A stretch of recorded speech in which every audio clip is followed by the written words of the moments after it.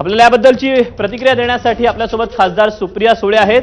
सुप्रियाताई, स्वागत आहे एबीपी माझामध्ये। सरकारने आता जीआर मागे घेतलेला आहे, यावर काय आपली प्रतिक्रिया आहे? उशिरा का होईना हा योग्य तो निर्णय घेतला महाराष्ट्र सरकारने, त्याचं मी मनापासून स्वागत करते।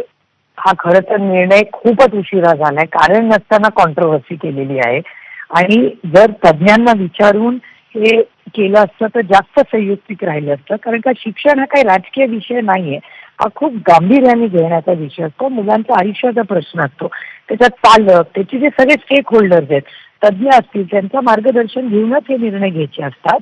आणि जेव्हा एवढा विरोध झाला तर जर सविस्तर सगळ्यांची चर्चा झाली असती तर मला वाटतं जास्त उद्योग झाला। मग त्याच्यानंतर सगळं म्हणजे ही मराठी ताकद जेव्हा एकत्र झाली तेव्हा उशिरा का होईना महाराष्ट्र सरकारला हा दबाव म्हणा, मराठी माणसाच्या, मराठी भाषेचा उशिरा का होईना या सरकारने आणखीन एक युटर्न केलाय, त्याचं मी स्वागत करते।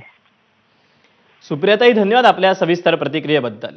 तेव्हा सरकारला हे उशिरा सुचलेलं शहाणपण असल्याची प्रतिक्रिया खासदार सुप्रिया सुळे यांनी दिलेली आहे। आपल्यासोबत आमदार सुनील प्रभू आहेत।